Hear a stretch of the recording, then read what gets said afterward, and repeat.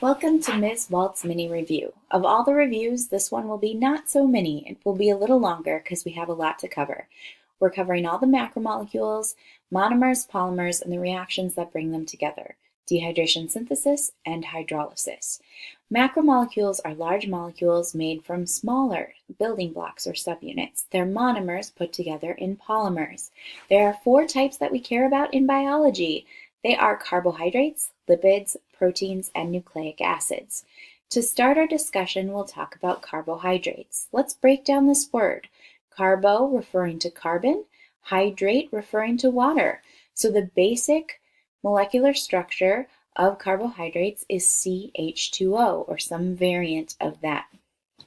When you see the suffix "-ose, you should think carbohydrates.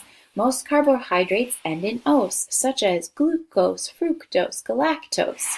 These are all examples of monomers. Monomers are monosaccharides or simple sugars, and they're the simplest form of carbohydrate. They're the building block for complex carbohydrates.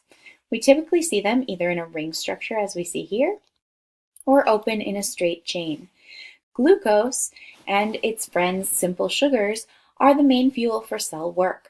Glucose is created in photosynthesis and used up in cellular respiration. Fructose is commonly known as the fruit sugar, and galactose is a sugar that we see in milk. Complex carbohydrates are the polymer of carbohydrates. They generally still end in "-ose, such as cellulose, and they are many monomers or simple sugars bound together. So here we see ring structures of several simple sugars, and they are bound together into this macromolecule or polymer called glycogen. Glycogen in animals is a place to store energy. Specifically, glycogen is stored in the liver and muscles of humans. Other examples of complex carbohydrates are cellulose, which make up the cell walls and provide support in plants, and starches, which are a way to store a lot of energy in a small molecule. Next, let's go on to proteins.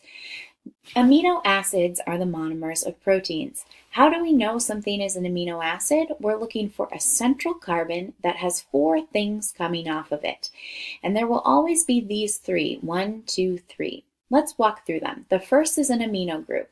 We know it's an amino group because it has an N. Amino has an N with a couple H's.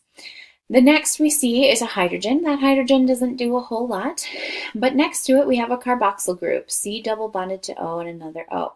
Carbo, again carbon, and oxyl with the oxygens. And then the fourth bond from this central carbon is an R group. That's a variant. Of the 20 amino acids, that R group is what differs from one amino acid to the other. Here are all the different R groups for the amino acids. Again, for each one we see the amino group, a carboxylic acid group, and an H. That's central carbon bonded to four different things. And then here are the R groups shown in pink. You do not have to memorize these, but it is interesting to note that they go from small to very large. There are charged ones and there are non-charged ones. So we have all sorts of different amino acids, which will come in handy when we start to build proteins. Lipids, the monomer, depends on the lipid that we're building. So if we talk about the polymer triglycerides, the monomers here are a glycerol plus 3 fatty acids. Triglycerides function to store energy for a long, long time. They can be saturated or unsaturated.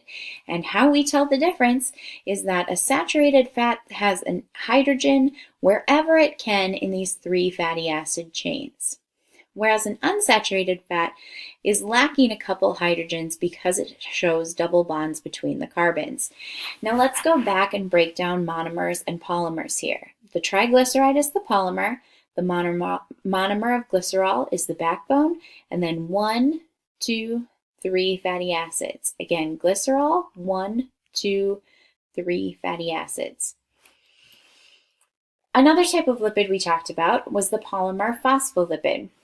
The monomers of a phospholipid are a phosphate and glycerol head and then 2 fatty acid tails. Here we have a saturated fatty acid tail and an unsaturated, where we cause that kink because of the double bond or that unsaturated region.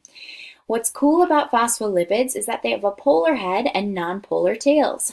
So when they're put in water, the polar heads want to be near water and they're on the outside, and the nonpolar tails are hydrophobic, and so they shelter themselves within the middle. So hydrophilic on the outside and hydrophobic on the inside.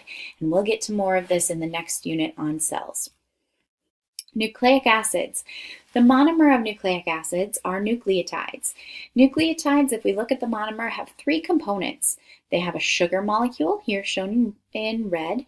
They have phosphate groups, here shown in that yellow box. And then they have a nitrogen-containing molecule called the base. The bases in DNA are A, T, G, and C. In RNA, we replace that T with a U. The polymers of nucleic acid are RNA and DNA, and they have some similarities and some differences. I just mentioned that T is replaced with U in RNA. RNA we see as a single strand, DNA is a double strand. Furthermore, on the backbone on each of these, we have a sugar, phosphate, sugar, phosphate, sugar, phosphate backbone. Sugar, phosphate, sugar, phosphate, sugar, phosphate. And then the bases stick into the middle. In DNA, the double strand is held together because of hydrogen bonds. Oh yes, our dear friends, hydrogen bonds between those nucleic acid bases. Finally, what brings these together and pulls them apart? Well, bringing them together is dehydration synthesis. Synthesis means to build. In your book, I believe this is called the dehydration reaction. And dehydration means we get out a water molecule from this reaction. Hydrolysis literally translates to hydro, water, and lysis means breaking. So hydrolysis or hydrolysis means water breaking. So let's see these in action. In dehydration synthesis, we're taking an H off of one molecule and an OH off of the other monomer. And as we join these two sugars together, we know they're sugars because we see that closed ring structure. As we join these two monosaccharides together to form a disaccharide, we get rid of an H2O, hence dehydration. We spit out an H2O. Just like if you're dehydrated, you got rid of too much water. Hydrolysis is the opposite. Water is going to break a bond. So here we have that disaccharide with a bond between it. Water is going to come back in and go an H on one side and an OH on the other. This is dehydration synthesis and hydrolysis, and it's how all of our monomers and polymers are strung together and broken apart. I hope this helped with your studies of macromolecules and the reactions that form them and break them. Thank you for listening.